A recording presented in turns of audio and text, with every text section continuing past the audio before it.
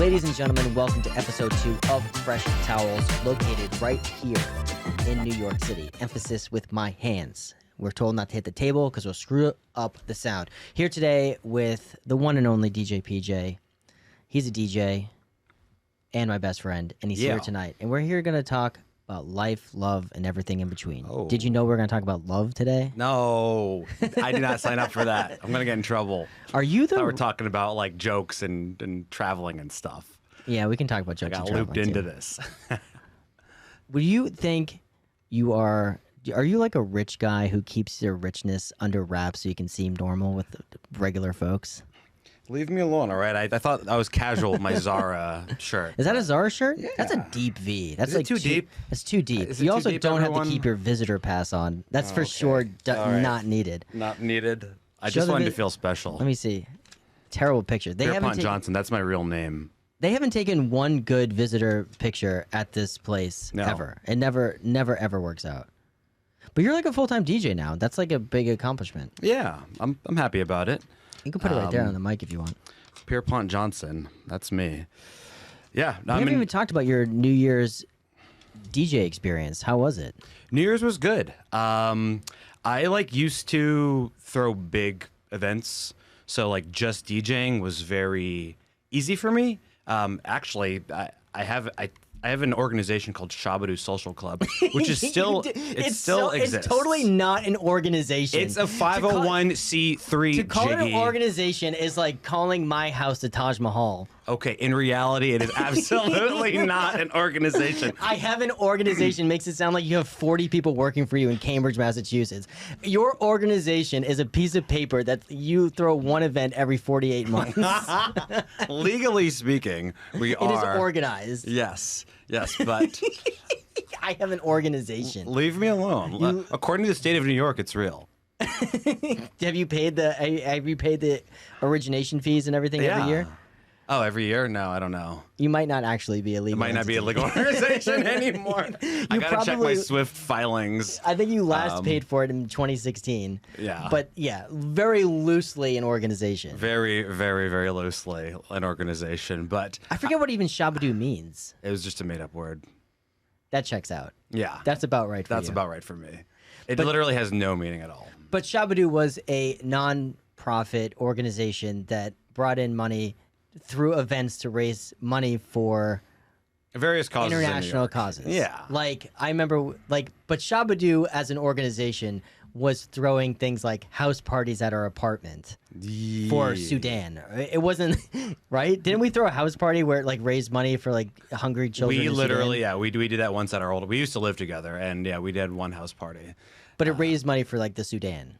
South Sudan, I believe. Was it South Sudan? No, it's Médecins Sans Frontières. It's like a French nonprofit. I feel like not to chime in and break the thing here, but that's something you should know for sure. Like you shouldn't.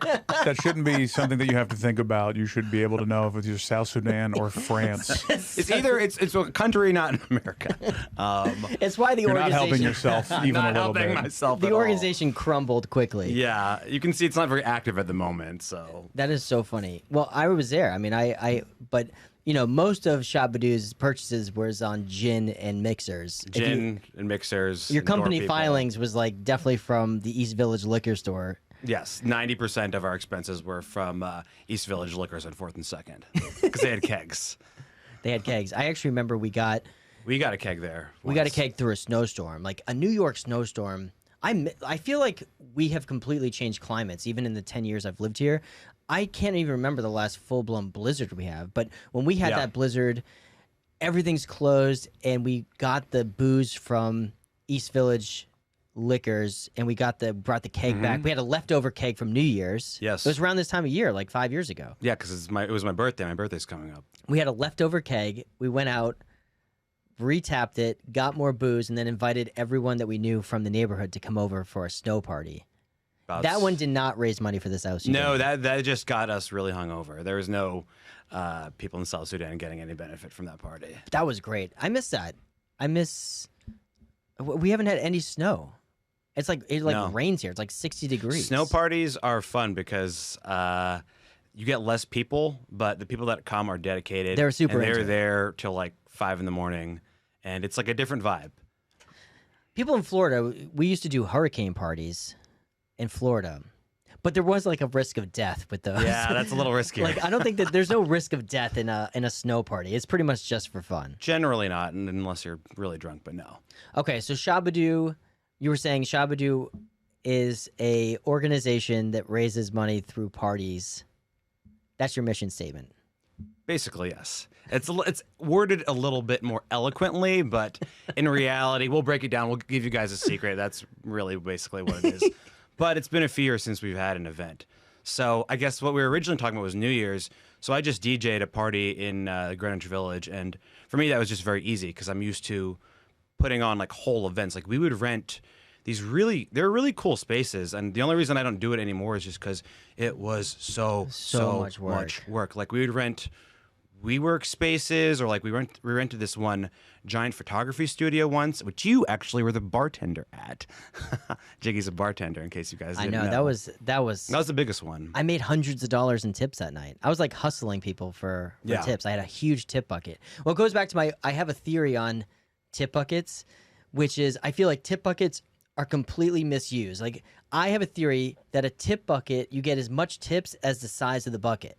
So like when you go to an ice cream store and they have a tip bucket and it's like the size of like a change container and you'd have to like stuff a dollar bill in there, no, you get no tips. But if you have a tip jar that's like a huge bucket, you get more tips. So that night I had a huge tip bucket and I went out and got like physically large. A physically large tip bucket that I filled to start the night with like 20 ones, and I made it look like it was half full to start the night. I remember that. And there is like a peer pressure-y thing when like you see this massive tip bucket and you think all these people are throwing tips in, I got to throw tips in too. Yeah. And people were throwing it in. And it was open bar, so like they didn't have to spend money on the drinks to begin with. Exactly. And I had a very loose pour.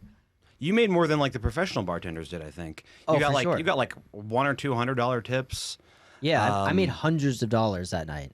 I remember you were I remember I was like refilling the drinks and stuff, and like it was like all over the place, and you were like, I need more like club soda and limes. I recruited like our friends as barbacks at like literally though. I'm like, Eric, I need more beer, and like he'd have to go out and grab me more beer. I think we had runners though. We had people we paid to go out to the stores and buy stuff as we needed it, right? Like we need more ice, we need more of this. I hired this guy on Craigslist. I remember him. I think his name was Cody. I just hired him. I'm like, I'm having a party. I just need you to do whatever I need you to do. He's like, okay, sure. And he just went and got ice, did just whatever we needed, and he was your barback kind of too. That was the party that really kind of crumbled the Shabadoo organization. Well, because of like there was like legal implications. Like that place that you rented out was really cool, but I think that the party that you wanted to throw, which I assisted with, I was definitely an accessory to this party, was like you wanted to throw an epic movie style New Year's Eve party with, confetti and all these different things popping off. That confetti was the most difficult thing in the world. We spent, no joke, 6 or 7 hours the day after scraping the confetti off. You never get confetti for a New Year's party. Well, confetti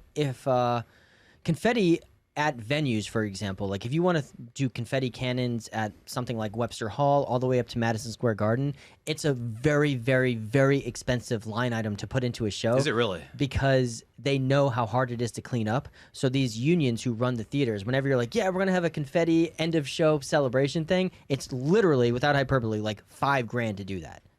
That's not the cost of the confetti cannons, and that's not the cost of any association with setting it up. It's literally just the cleanup cost. And if you go to places like Webster Hall, these theaters, there's confetti like in the rafters. It's impossible to get all up. But when you did that at the party, and I remember it's midnight, the confetti blasts everywhere, and it was so exciting. In the back of my mind, vivid memories. I'm like, this is not gonna clean well. And why didn't you tell me that it was gonna be? It sticks to the ground. It's literally like glue. When you have like booze and those confetti things, and it sticks to the ground, it's glued on there. It might as well be there forever. It never go. If you ever go see a Broadway show, at some point during the show, you're going to see some sort of piece of confetti of some sort from a show from the last 100 years will slowly. It never comes out. It never fails. Every time I'm in a show, something falls from the ceiling, and it's some sort of little confetti thing because it truly can never be cleaned up. You know what it actually amounts to? Like when you're in elementary school, it's like paper mache. It's like little pieces of paper with the booze as like the glue, and then it just sticks to anything that it sticks to. So we left that night. I was bartending, and I remember looking at the ground. Oh, the most famous thing you forgot that night. What was the thing you forgot? Trash cans. No trash cans. Hundreds of people. It was my at this second thing. party. It was my second party. Hundreds of people at this New Year's Eve party. Over 300. 300 people at the New Year's Eve party. I'm slinging drinks, confetti cannons, DJs, sitting areas, booths. Not one trash can in the entire place. Everyone, when they That left. was no bueno. When everyone left, it's like 4 or 5 in the morning. I remember looking out. I've never seen anything like this. It was like going to New Jersey. That's bad. Yeah, it That's was bad. That's not good. Just trash piled everywhere. The bathroom was literally like you could shovel it out. Just trash, solo cups everywhere, confetti on the ground. At one point, I think we're just like, we can't clean this. This is uncleanable. We're not going to be able to clean this tonight. And we left. And to try to come back the next morning to clean it. We did. And it just never properly got cleaned. It's like impossible to get it all done. We hired someone from like Fiverr or like one of those like cleaning websites, and it was me and my 4 friends that put it on. We were there scraping each. We had a broom and we thought, oh, okay, it'll be done in like Broom it 15 up. minutes. Nope. Impossible. Nope. Paper mache. Yeah. It was paper mache. I was there scraping each individual piece off while the lady was yelling at us for throwing the party. And But yeah. she allowed it to happen. She rented you the space. Yeah, she did. And she had like Regrettable. some people there like to make sure things were okay. So it was like, I thought it was fine. They were like drinking with us too, so I thought it was fine.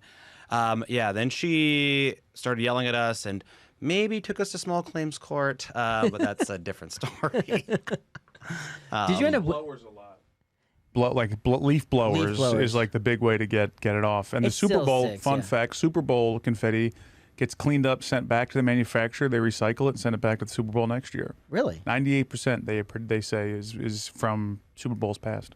This is not a confetti story, but in a similar way, the worst job I ever had, I was a intern for an arena football team in college. I know that. Yeah. And the worst Arena football team. Which one? Orlando had a team? Orlando Predators. Oh, okay. I remember them. I was I- recruited by Daytona. I think the You Sharks. played? They wanted me to play, and I said no. I was definitely not recruited to play. I was far, far away from Well, playing. guys saw me coming out of a buffet. He was the Like, offensive It looks coordinator. like you could tackle someone. And he goes, "Hey, come try out for my team." And I followed up with him, and he was serious. But I was like 26, maybe 25, and I was like, "I'm good, man. These knees don't have much Yeah, life." I'm The in them." games are actually really fun because people get really drunk yeah. at them, and the games are really fun. And they used to play at the old arena there in Orlando. So I was the immediate intern, and I got kind of recruited to do different stuff on game days. But my game day responsibility for the whole season was to manage a TG Lee milk promotion. So What? TG Lee Milk is like the big milk provider of Orlando. Ah. And so they sponsored the team, and they did a promotion at halftime where they put a little milk can in the center of the field at the 50-yard line. And at halftime, they sold these little mini white footballs during the game that were numbered from like 1 to 6,000. And everyone from the stadium at one time would throw the footballs into the 50-yard line, try to get into the milk can. And if you got into the milk can, you won free milk for a year. So my Not job bad. My job was to number all the footballs 1 to 6,000. You have to like physically write it? Physically write them. So during the week, I'd write 1 to 6,000. That'd be my nightmare. I'm on all the left-handed. footballs. Yeah, I was literally stuck in a closet writing 1 to 6,000. And they're like, "No, this is for school credit." Yeah. then This is your internship. on the day of the game, they throw all the footballs. Me and this team had to go collect all the footballs, and then the following week, I'd have to see which ones were missing. 1 to 6,000. Oh my god! So it's basically like renumber. your confetti. Wait a minute. You wouldn't just look in the bucket? Well, we'd see if someone won, but then we'd have to go back and renumber the footballs, and we'd be like, we have 1, 2, To 3. reuse them, you mean? To reuse them. I thought you were saying that's how you found out who won. I was like, man, you were the worst intern on earth. I don't know if anyone ever won and got into the bucket. I want to say maybe not my season, but that was like my confetti that season was collecting all these mini footballs. I lived in a room with mini footballs throughout my entire internship, counting and collecting mini And you footballs. couldn't have just like faked it and like grabbed one in the air and tossed it in, like how LeBron will help somebody get a shot in. Exactly. Like why not? What is lift this them for the milk? dunk. Yeah. What's a year's supply of you milk? also had 5 gallons? Like what is TG Lee losing Well, in I'm like that lactose scenario? intolerant, so I drink zero milk. So that would have been an easy win.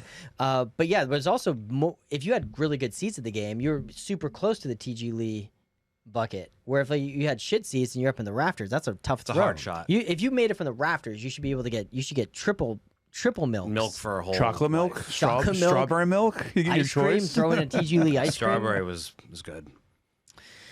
Oh my god! But this year, okay, so this year you DJ just didn't have to do any of this. Not a Shabadoo production. Sudan didn't benefit at all from your No, production. I just DJ'd. I DJ'd the whole night, which was, I guess, kind of a lot. But yeah, it was good. I definitely was a little, and by a little. Do you drink when you DJ? That's where I was going with this. I was definitely pretty wasted by the end of the night. Do you think you're a better DJ when you drink, or do you think your DJ skills deteriorate after like how many drinks does it take? I think it's like a parabola, if you remember from like school, where like a few makes you better, and then there's like a point where like it gets worse. A parabola? Yeah, well, not a parabola. Is I that think the- you're thinking of the law of diminishing returns. What is the that thing? what you're- Or like the thing A that bell goes like curve? this. Maybe a curve. A bell graph? I was so bad at math. Oh my god. My point is, a few drinks. We'll go definitely with helps, parabola. I 'cause thought that was like a sea creature. That's definitely a sea. I could be making a word up. creature.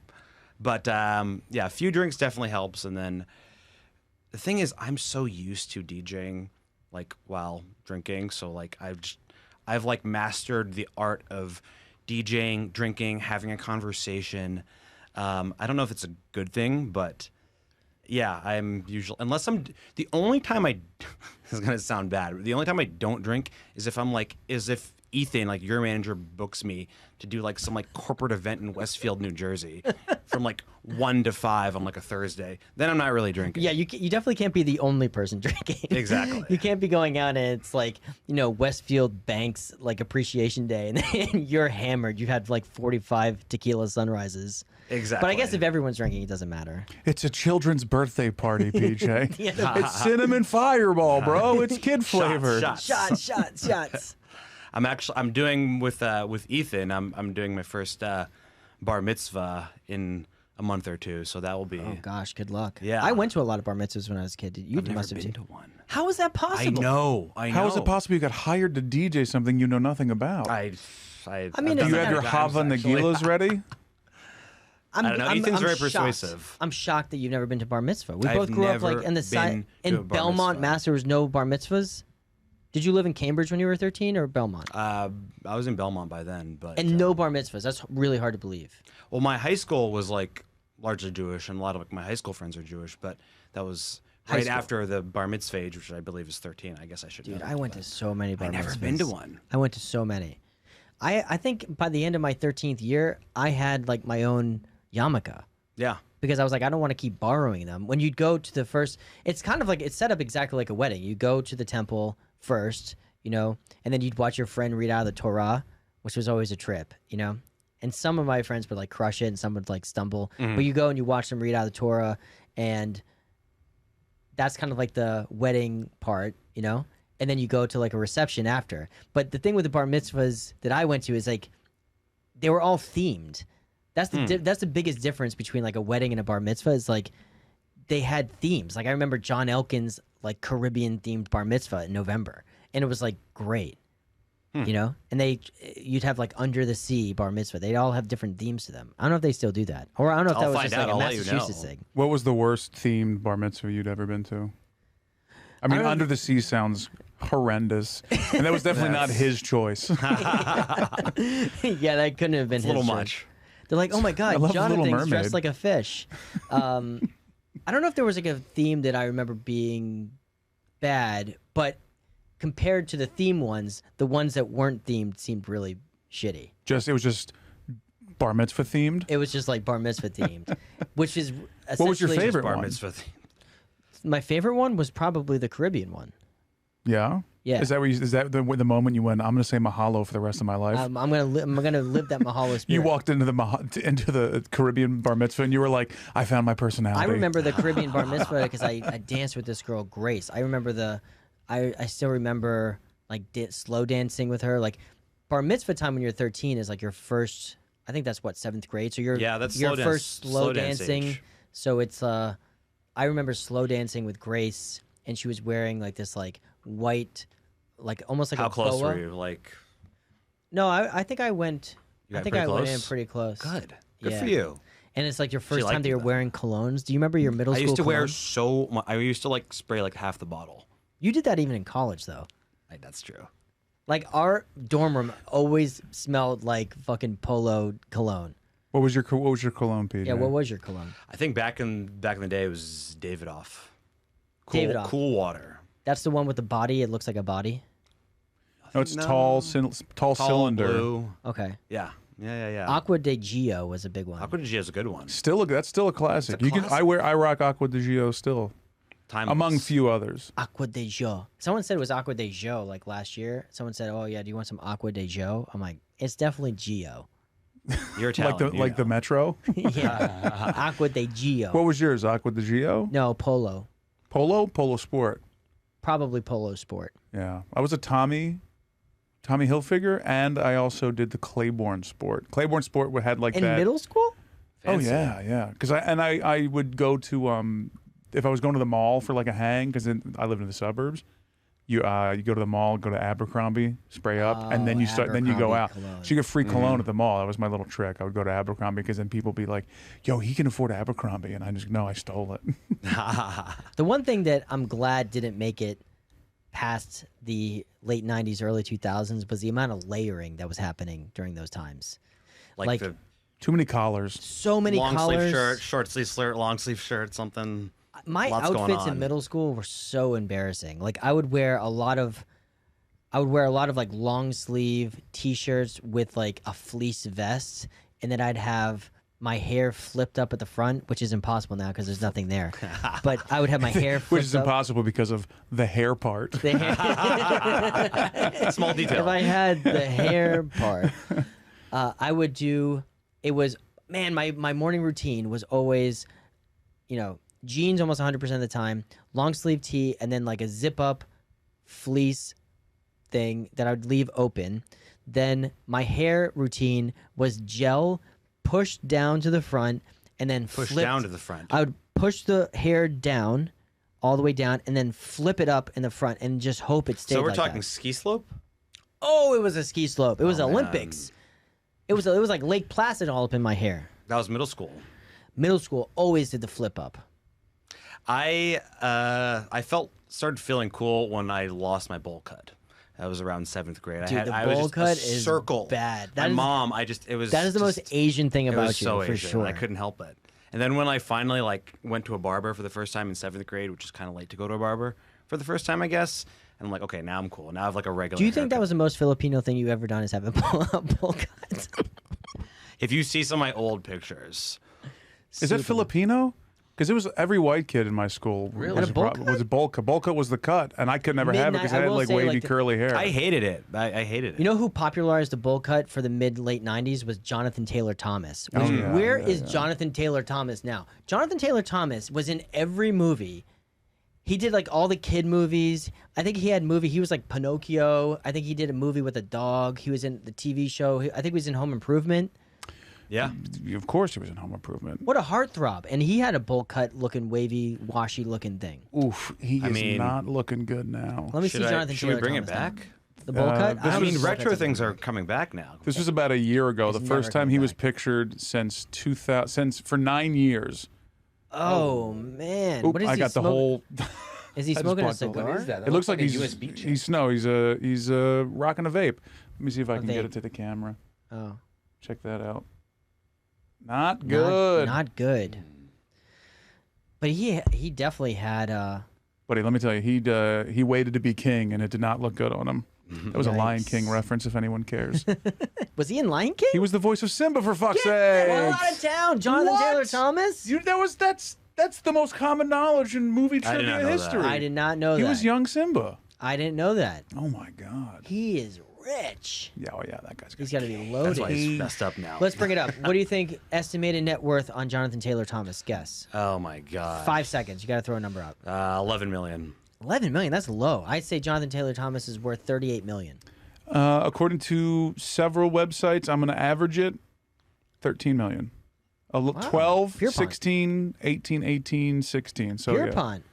Well, I figured he made a lot of money, but then I saw the picture and figured, well, he's a mess, so he Probably spent it not. on something. Misinvested. And he did not invest in the stock market. I wonder what kind of deal. Or in free weights. Yeah. I wonder what kind of money you get for a Disney animated movie. Like that was mid 90s. I'm sure he didn't get like a great deal because that movie made $1 billion, I'm sure, over the course of, but I'm sure he didn't get a cut of that. So I wonder what kind of rate he got for Lion King. No clue. And they probably recorded that in like 4 days. You go into a studio like this and, and you And he was bang like, out what, the like 10 lines. years old? He's got to be, yeah. When he recorded, when he did Lion King? Have you ever done any like serious voice work like that? No, I had a voiceover agent for a while in New York, but I never booked anything. No, because I remember you were like thinking about doing it at some point. Yeah, I mean, it's cool because it doesn't matter. You can record the samples from anywhere for the most part. If you have a good mic, it really helps, but it's hard to book it. And it's almost like a cult of voiceover people who are like really good at it. The people in New York, for example, who book a lot of voiceover work, they are like a small clique and they all know each other. Sounds weird. And yeah, and they know how to like work the mic to get bookings. I remember when I met with my voiceover agent in New York for the first time, I didn't know what to wear because I'm like, this guy doesn't care what I look like. Right. And I remember trying to make my voice sound different when I was talking to him. Like I just could not be casual because the whole time I'm thinking he's judging my voice for sure. Right. Hey, nice to meet you. What was the gig? For the introductory meeting was just like in his office. He was like talking about the Mets the whole time.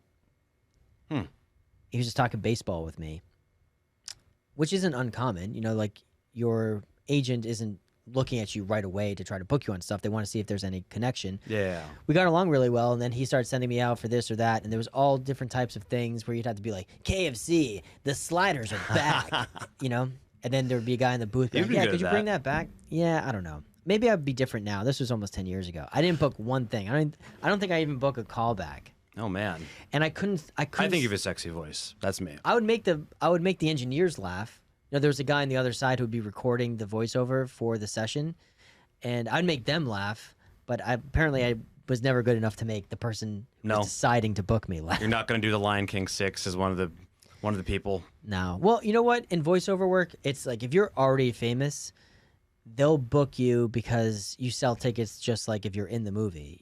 I feel like a lot of people that you see in like these animated movies, they're using their voice because they're famous, not because they have the best voice for it. Right. But there's also a lot of people who get booked just because they have like they're super talented with voices and things. I went into my agent for voiceover, and the first thing she said was, "Can you lower your voice a little bit?" Because she was like, I guess I was coming in too hot, and I was screaming. And they tested me for some like the only thing they let me do was medical, and it was just all these big and I couldn't read the fucking words. It was like all these words that no one ever knows, and I'm like. How can I do this when I can't even read the words? You have to be good. And then I never booked anything. You have to be a good reader. I'm also dyslexic too, so like I'm reading these things and I screw the words up and I put them backwards. Do you know you what? will have 50% off this deal if you. I'm not an idiot. I know Okay. the words I read were right. I wasn't Okay, like putting pronunciation wrong. Want to hear something crazy? Mike Rowe from Dirty Jobs and He has a the great Crab, voice. Great the voice. King Crab or whatever, the Fisher show. He doesn't read anything. Somebody records it, he puts it in the headphones, and then he repeats it as it comes into his ears, and that's how he does voiceover. Because he can't read good? No, because it's quicker, and he has the skill to like just repeat word for word what he's being lines. as it's being said. Like he can talk along with him without having to read it. He has a great Yeah, radio he's a great voice. VO guy. Who's this? Mike Rowe, the guy who did Dirty Jobs, he's got like a deep, robust voice, which sounds good on like radio and I'm sure for voiceover. Does type tons stuff. of voiceover. He's like Ford's voice. He does it. Ford Trucks, I think is him. Oh, that makes sense. And he does the fisherman. What's the crab show? Repeat. Deadliest Catch. Deadliest Catch. The one in Alaska. Yes. That checks out in my head. Yeah. I can kind of picture him saying. But that's how he does stuff. that show specifically. He just repeats what's being said in his headphones.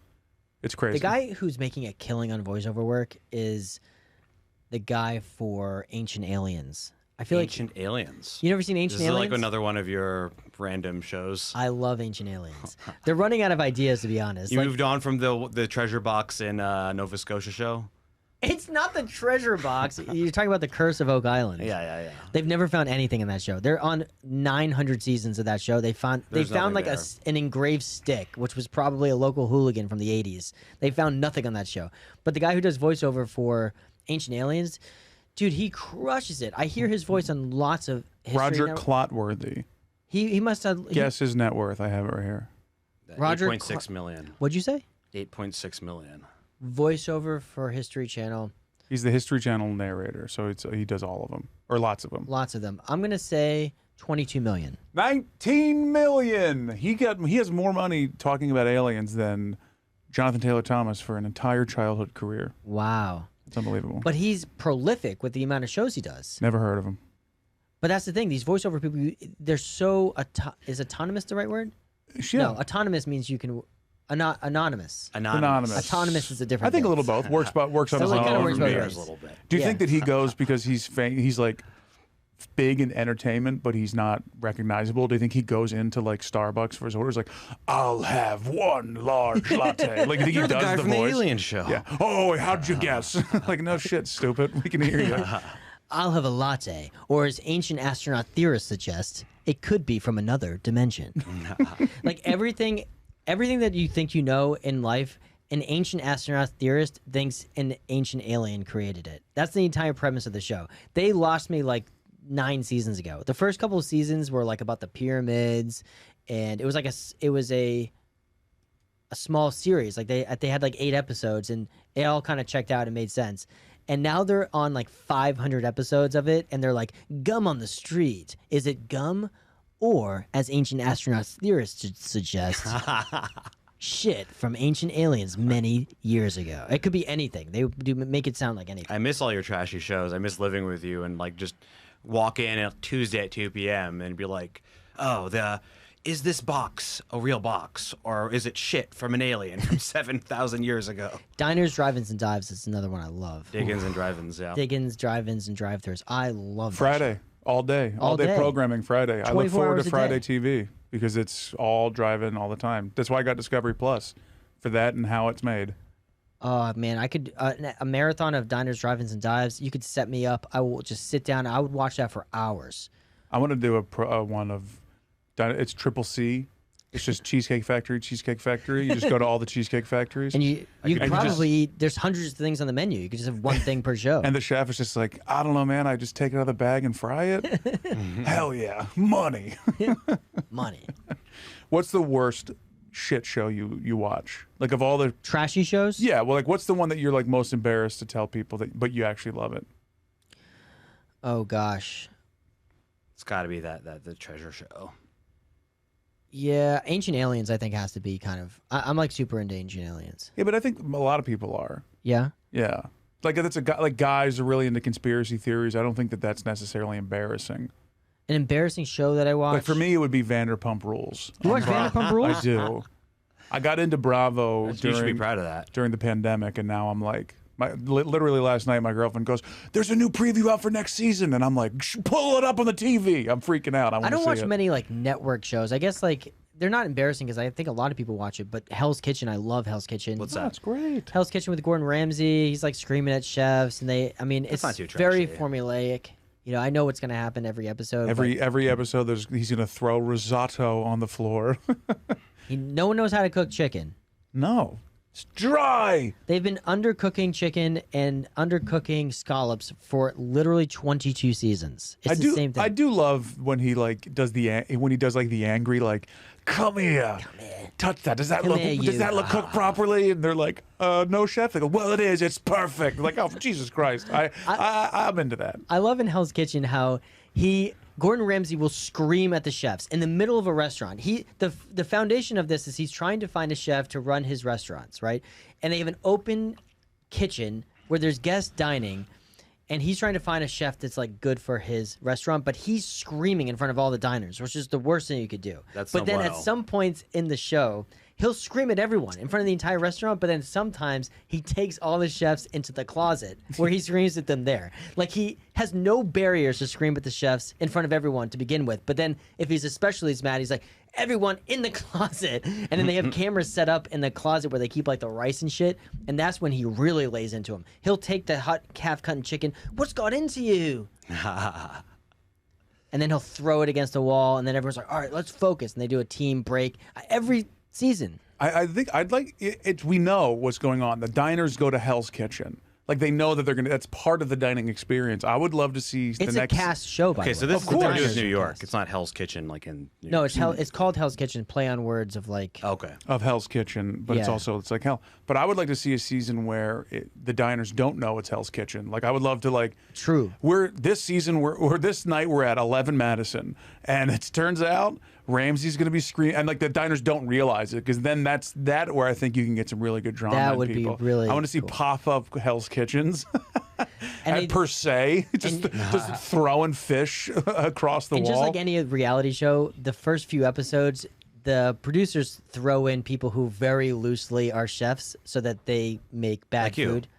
Well, I think I would do better than some of these people. Like they'll have someone that be like, Honestly. Christina made an omelet once. And, like everyone else has all these credentials, and then they'll bring in someone. I think I make last omelets. season I could be on. they had some woman who was like a personal chef at the Playboy Mansion, but you could tell she has like no chops to like cook in this environment. What about the lady that was clearly cast for that, and she was a Waffle House short order cook, and she crushed, but she just wasn't obviously a chef. And then Ramsey's like, clearly we have to get this woman out of here because she's not, but she's actually better than we thought she was going to be, and he sent her to culinary school. Because I think When was it? What this season is like was maybe this? 4 or 5. This is a little bit of time ago. But there's a Waffle House short order hash slinger that was doing way better than anyone thought she could do. Because I think she was just there to be the person to get destroyed, and she actually had chops. And then she was like, "I'm sending you. You're out, but I'm sending you to culinary school, and I'm paying for the whole thing." The show truly makes no sense. Just like anything else, like if you win, I mean, the show is set up where it's whoever's cooking the best dishes and also who like cooks good in the dinner service. But to be a head chef anywhere, that's like 10% of it. 90% of it is like how you order in produce and like you keep things rotated and how you like manage your cooks in the kitchen, and you have to handle scheduling in the kitchen and cleanliness of the kitchen, which has nothing to do with the challenges of a Hell's Kitchen. Like the challenge in the Hell's Kitchen, they'll be like, it's a carnival and you have to run with a tomato on your head. It's like no one's doing this at fucking real restaurants. No, not the at all. challenges make no sense. What was the show that you were on? You were on a cooking show. I was on a show called Cooks vs. Cons, which was 4 cooks and one was not a real chef, and the judges had to decide if you were a real chef or you were a con. You were the person who's not a real chef. right. And so they based it off the things you cooked. And so I cooked in the first You made round, like a ramen burger. ramen. I remember watching that. ramen rancheros. You are a very good cook, by the way. but I forgot to put oil in the pan, so it just burned. And so Oh, like the okay. first I round, take it back. You were out Right. the first round. yeah, first round. They're like, you are definitely not a cook. What do you do? How did And you I'm forget like, to put I'm a oil in the comedian. pan? Because you have 30 minutes on the clock and You people got- are you got staring nervous. at you. Yeah, you got 9 things going on, and like Yeah. they are tight on the time. Like you really get that amount of time. So I had to make these ramen patties, and I cooked the ramen, and I put it with egg, and I formed them into little patties, and I put them into each of the pans without oil. Like if I put oil or butter in that pan, You just I probably would've threw won. the ramen in there, just like square. Yeah, and then it turned black. I remember. Did you? How quickly did you realize that you screwed up? That you forgot to put oil? Oh, not until like after. No. I remember I was taking the You thing didn't out. flip the ramen and go, "Oh shit." I flipped it and it looked black, but you know, amongst the 900 thing that's going on, I just forgot to put oil in the pan. If I put oil in the pan, it would have looked great, and I still managed to make it look good. How much did you make any money off of that? I Because you were didn't there win. as you were there as like an actor, kind of. You still get paid. You get a day rate. It was like $300 maybe. Oh, okay, okay. Yeah, it's like not a lot. It's like a but standard. they have to yeah. pay you for being on TV, so it's like Yeah. not a lot. But then I did another cooking competition show You did? called Dishmantled in 2020. It actually came out this time last year, and that show is they fire food out of a cannon at you. I don't remember this. Well, I Oh, swear this to is God. Titus Titus Bergeron. Burgess. Yeah, Titus Burgess. Food fires out of a cannon, hits you in the face blindfolded. Then you have to taste it and recreate it, and whoever comes closer to making it wins. So Stop it. I won that one. So No they way. fired out of a cannon. It was a banana split. So it's freezing cold. It hits you like fucking full blown bananas hitting my eyeballs. I'm eating all the food, and I nailed it. I hit all the ingredients right. I made a perfect banana split, and I won. That who was are you $5 competing grand. against in that? There was some other chick, some chick. You got $5,000 cash. They sent you a $5 grand. check? It took What? a year to collect it. Of course. They're not going to give. They're going to make you work for it. We're going to smack you in the face with banana split, and then you're going to have to come begging for that cash. I remember emailing them like, "Hey, like I won this. Like, what goes on like with getting paid, and it was Pay one me, person after bitch. another, one person after another. Never got. They finally paid me, but it took a while. $5,000. Not bad. So I'm one for one. You're one for Who one. was your celebrity judge? Rocco DiSpirito? Justin Long. Oh, okay. Justin Long and Marcus. I see you right here on your IMDb. Who's Oh, Justin yeah. Long? Justin Long is an actor. He's been in a bunch of movies. DJ PJ, you know nothing about anything. You didn't You know have no Ju- pop culture references whatsoever. I'm learning this so far today that you don't know literally any reference we've made. You're like, what's that? I grew up. I was like out television. I had a very strict Asian mother, so like I didn't like. Did she all not let these- you watch TV at all? We had like 4 channels on TV. So what was there any shows that you'd watch as a family together? I can't imagine. Not really. No. You never watched anything together. No I watched movies. like PBS.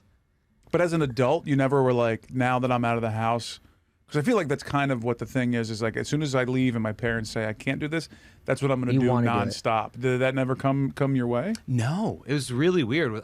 I know it usually works like that, but like You played a lot of video games, though. I played games. I played video games, but I just never watched a lot of TV. But that's carried over to your adult life too, because Yeah. I can count on one hand how many times that you and I have sat. I literally can't even name one movie that we've watched together. You'd be Which like, "Can we seemingly please impossible. watch a movie?" I'm like, "Maybe like in a couple hours." Like, Never happened. We've We've never. tried to. We started the movies, and then my ADD kicks in really bad. You shake hangers. I do. That means I'm getting like distracted. That is the oddest thing. I tell people that you do that, and people don't understand. He shakes hangers when he's thinking about imaginary. I can't even say it. People are gonna think you're nuts. I am nuts. When PJ is just alone, he'll think of an imaginary fantasy soccer team and who's on the team, Yeah, they're doing good this year too. and he'll shake a hanger like a clothing hanger with his hand. Do we have a hanger in here? You guys don't do this? It's Yeah, just it's me. got clothes on it. Bring it. Can I you? mean, I bring a feel like hanger we down? understand. I want to show, I but wanna he has a watch this, technique. though. He has a technique, and you shake the hanger to as you think about the team. But you do it. It's not like once a month. You do it every single day. Yeah. And then in the house, there's just hangers all around the You house. guys don't do this? Hangers in the bathroom, hangers in the living room, hangers in your bedroom, not for clothing, for you to shake. Oh, perfect. This is That's a good not a shaking good one. He usually likes No, plastic it's gotta ones. be. That's not gonna get it done. But you usually like a plastic one, but just for experiment, so you can show what you do, and the eye contact. Like you usually look at the ground. And is that like a? Dude, this is people are gonna think you're nuts. Look at the technique. Show. Is this like an anxiety thing? Do you think? What do you think is based off? So you hold it. I think of Let me try it. my sports teams. But what is this? What is this? It's Is a this something tick. you It's did a as a tick. kid? Is this don't something you know. would do when your mom would be like, "That you don't watch TV, go shake the hanger"? No, not even. He can't even do it, Mike. You can't even do it. I feel like I'm doing it. No. You're doing a wobble. That's like a wobble. That's not even a full shake. Give it back to PJ. Show him what he does. No, that's a wobble, dude. You don't That's- tell me how to do my fucking hanger. Give it back to PJ. Doing pretty Watch what good. he does. He does a full shake. He gets. Watch, and this is even a good hanger for it. Give a full. Oh, you're using your fingers. Yeah. Yeah, You're- the- did you the ever- bottom You fin- guys should all try it. Did you the play? ring finger. The ring finger acts as the. Did you ever play any instruments? Wait, hold on. I don't know if I could do it either. You hold it like this, and Oh, Jiggy talking shit. Now look at him. then it's hard. Mm-hmm. Step your game up. That's pretty good. That's decent. Yeah. I feel like you're It's doing. whatever feels comfortable for you. Were you? Do it again. Did you play the drums at all? I played piano very loosely. Okay, yeah, it's very percussive the way you're doing it. That's probably your number one tick that makes you separates you from everyone else. Yeah. Yeah. I have a fake soccer team. It's in my mind. So who's on your soccer team right now? They're half based off of real professional players and half based off of people I grew up with. So who's the goalie? The goalie is based off of a former player for the U.S. men's national team. What's his name? The real player's name is Marcus Hannon. Nobody cares about the real one. What's your fake one's Who's name? the fake one? It's like a cyborg version of him. Yeah, it's like when you play those bootleg sports video games where the names are like kind of similar. So to the who is it? ones. What's his name? It's something like that. It's like Cronaldo. Yeah, exactly. So you have a cyborg version of a real person playing goalie. Yes. What about give me one of your friends from high school who's on the team? My buddy Evan's on the team. Hi, Evan. Evan's on the team? Yeah. What he's position does he play? defensive midfield. Why'd you pick Evan to play defensive midfield? This is a fantasy team of the whole world is your oyster. Yeah. Why would you pick Evan to play defensive midfield on your fantasy soccer team when you could pick anyone? I felt like he had a lot of potential, and if a few things went differently, he could have been at that level. So you're looking at Evan at high school level, not Evan now. No, I have like a fake version of him where he's playing professional soccer, Okay, so it's Evan's skills in high school, but just like 100 times better. but 100 times better, as if he went and played professional soccer. That is correct. You're out of your fucking mind, dude. Well, you already knew that though. That's insanity. What you're telling me. Who else from your high school's on the team? Oh, his brother is the striker. He's raw. He's very talented, but he hasn't like fully developed. There's something so innocent about you having a full fantasy soccer team that you think about while shaking a hanger, and you boost your friends up from high school and you put them to a level that they deserve a spot on your fantasy soccer team. Yeah, yeah. So while you guys were like learning about C-list actors, I had a fake soccer team. How are they doing this year? They're dominant. They're dominant. They're very good. DJ, PJ, we're not very good close not friends. well. We don't. No, I don't want to say that, but we don't know each other that well. We've met 2-3 times. This is like calling this a fantasy league is. I think it's a little misleading. This is a different level of fantasy. This is like. Oh yeah. This is This another is like, level. This is like deep fantasy. Yeah. This is I mean, I don't want to say weird because we all have weird things, but this is like fantasy. So Yeah. tell me this. It's exciting. Tell me this. And I honestly don't know the answer to this.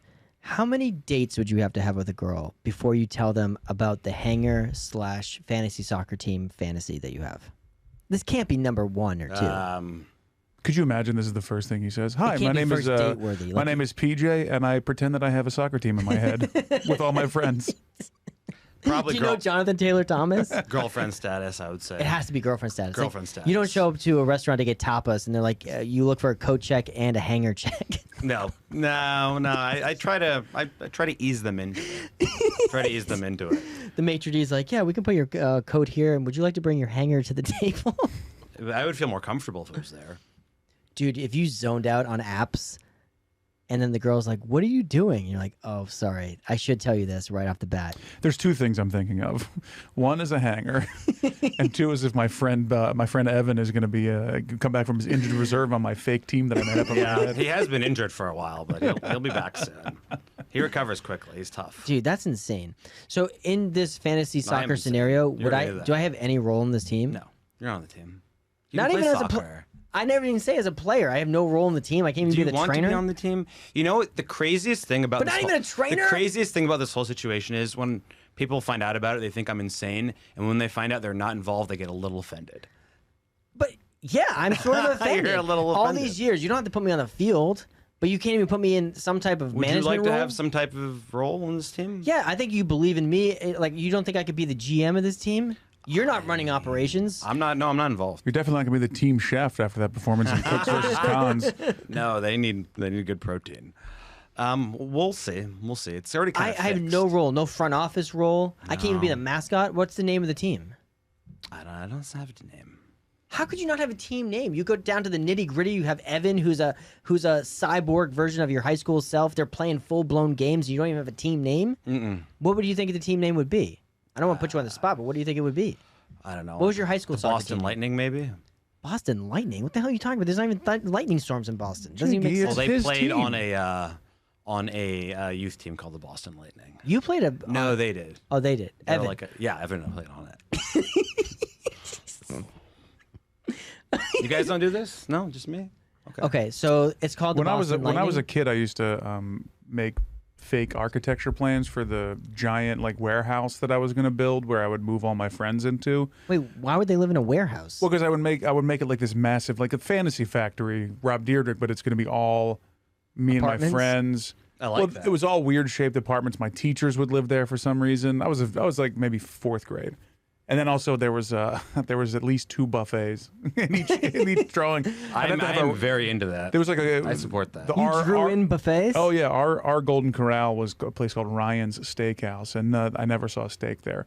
It was just it was like a shitty buffet, and that's where I would. You put a Ryan Steakhouse in your I fantasy? put a Ryan Steakhouse in every one of my architecture plans where me and all my friends were going to live, and there were I took a lot of pleasure in excluding people as well, being like, you're not getting into this. I know So what it's that like feels like. It's exclusive. It's A exclusive. little exclusive, a little inclusive, I would say as well, and we all had a good time. It's funny you say that because I told a girl recently that like my dream would be to have like an island with all my friends, Yeah. and, like just live there and it'd be awesome and like not have worries. And she's like, "So you're starting a cult?" I was like, "No." And then like she sent me something on TikTok where it's like, what's the number one thing with a cult? Like cool gear. Then like she saw all my DJ PJ gear and stuff. She's like, "Yeah, it's a cult. It's a definitely small cult. I had to do I'm one not of starting those. a cult. I'm starting a team. Thank Yeah. you. There was in middle school in 6th grade, there was a math class that everyone wanted to be in that the teacher not made you, it was like a big project that you would build your dream house. And it was called the Dream House Project. And if you ended up on this line of teachers, I think we broke, did you guys do that in your middle school? Like you I had don't like, think so. we had teams of teachers. So like if you were on one team, you had like the same history, math, English teacher, and then a different team would have a different lineup of teachers. I think so. So Actually, my team had the dream house, so we had that for our math class, and my dream house, I remember, had no architectural relevance to being conceptually possible. My dream house was like this huge 1-floor ranch where 80% of the house had no windows, and I remember I got like a shit grade. windows are important.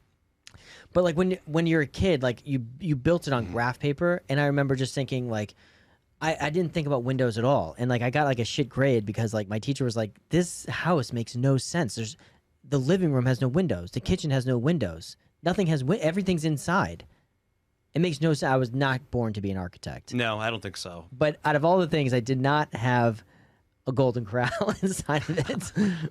Maybe we that's all what I was can't- missing. No hangers. We all No, weren't fat kids. No, Some of us take food seriously, and other of us forget to put oil in our ramen burgers. I never cooked as a kid either. Cooked. I remember distinctly cooking my first meals long after college, like years after college, where I'd have to cook for myself. I never cooked in college. Yeah, I just remember like we were since we were college roommates, like disturbing you with like my crazy meals that would like get all over the place. and stuff. Microwavable stuff. Yeah. Well, you were just a mess. Like when it comes to any powdered packet that Did you needed say I to be. slept with protein powder once? Oh my god, that was hysterical. Yeah, I walked in on you, and you were sleeping in the fetal position. I was going to join the meathead fraternity. I ended up not, but That before that is 100% true. Yeah. I walked into the room. You were sleeping in the fetal position with no covers, and you were holding on to like a gallon jug of protein powder. muscle milk. That's when I knew you were slipping off something the going rails. on. There was something not right. Something not good was happening. Yeah. Yeah. But yeah, I didn't start cooking until actually no, right after college I started cooking. I lived in Italy for a little bit, so You cooked in Italy? Yeah. Yeah. I think every guy should know how to make a couple of pasta dishes. I think that's I love like a making very pasta. important thing. Even if it's knowing how to doctor up a sauce in a pasta, like knowing how to boil water correctly and make a simple sauce, I think should be on everyone's knowledge list. Just I to know agree. how to make a simple pasta. Once you get into like baking and roasting and all that stuff, like I could see how you can get lost in that. But to be able to make a simple sauce, it's not difficult, and I feel like every guy should know how to do that. And it's very impressive, I think, on a date. It is. It is. Nothing's more impressive than being able to cook for yourself, and you're a pretty good cook. I have to admit. A You have basic some knowledge of restaurant experience. a basic so knowledge of wine is good too. I'm good at faking it. I don't know anything, but like But you also speak French, so it I just just like sounds pronounce better. it, and I'm just like, oh, that sounds really nice. I'm like, I have no idea what this is. I don't know the difference. I couldn't tell you the difference between a lot of No, wines. I don't know shit, but I'm good at faking it. You've never turned a wine away, right? Like someone pours it, like you want to taste it. You never said, "Oh no, this is no good." I wouldn't I even would know be what it. so. I mean, no, I'm too nice. I mean, there's been a few times where it hasn't been very good, and I'm like, lovely. I can't do it. I'm too nice. You can't give it back. What about you? What do you all think? Is it like, would you turn away a bottle if it was like shitty? 100%. You would. I have. You have. You've turned away a bottle because it tastes what, like skunked out or Yeah, if something? that's why they do that. They don't do it to make sure that it's like the taste. They do it so that you're especially when you're just paying for like a more expensive bottle of wine. They want to make sure that it hasn't skunked or it hasn't gone bad. And then you go, oh yeah, this is the wine I ordered. It's not gone bad. Let's eat it. I just learned something new. Drink it, whatever. I wouldn't know what a bad wine tastes like. You would. Or you think I would? Absolutely. Like if it gets poured out and you're like, it's sour. But Yeah, bad sour- meaning like spoiled, not like bad Spoiled. quality. If Yeah. it gets air, you ever had an old bottle of wine that like you cork it, put it in the thing, and then like a month later you're like, oh, wine, and then you drink it, it's like, ugh, it's like vinegary and like gross. I don't know. I don't think so. Yeah. Oh, you Yeah, drink all no, your I have. bottles. Cool. I went to a wine festival. I did a show at a wine festival in Pennsylvania. I'll tell you, I've never tasted more shit in my life. Yeah. They make wine in Pennsylvania. Did you know that? Yeah. And they have this. Dutch wine. I don't know what the hell it is. I think that's called gin. It tastes like juice. They have vineyards in Long Island too. I feel like that Random wine as is hell. better. I've No, been to it actually wasn't terrible. I've been to a couple of vineyards on like in the summertime. You go for the tours or whatever. Out on Long Island, the wine was fine. The wine that I tasted in Pennsylvania tasted like nothing I've ever tasted in my life. It literally tasted toxic, Like sweet. sweet, disgusting, toxic beverages. Yeah. Yeah. Something you drink watching an Eagles game. Basically. It's a low. It's really caliber. trashy overall. Yeah, not good. Well, we've learned a lot today about you, PJ. Mm-hmm. Even some things I didn't know. Yeah. Like I'm not on your team. Yeah. I'd like to. Maybe to by the make next it. show you can be on the team if you want to be. I mean, I want to be on the team if you give me some real responsibilities. I don't want to be some. You don't want just like a bullshit- token, like symbolism thing. You want a real concrete No, I role. feel like I could. I feel like I could add a lot to your team. Yeah. Front office. You need some good leadership roles. You're very good with like you make responsible. You know a lot about taxes too. So like, I feel like you could like help us. It's get, easy like, to know about taxes, but you don't have much money. Yeah. What's you could be our- 8% of $100? Well, I hope I can make it onto the team. And thanks for coming on to episode 2. I think people now are definitely not going to listen to episode 3. Probably not. No, but we had fun. That's what We matters. had fun with it. And as always, big thanks to Big Mike, who's On the now on show. camera. Wasn't on camera the first show, but And definitely thank God. My mug is too big. Big head. Big headed guy. You need a bit wide lens on this face. Well, we'll can work on that. And thanks for coming in. Taste funny. Or what is this? I don't even know. Fresh what you're gonna say. towels. Fresh towels. Close enough. Same thing. We'll get it next time. Fresh Towels, Towels. episode 2. Thanks for listening. Be sure to subscribe to the podcast. If you're watching on YouTube, hit subscribe. We're going to be doing weekly episodes. If you're I just listening to... You subscribed? I just subscribed. Yeah. Oh, thank you. I appreciate that. Yeah. You're You've welcome. quadrupled our subscribers. And if you're on Spotify, you can also subscribe to the show there so you can listen for new episodes. Until next time, mahalo and deuces. Merci beaucoup. We out.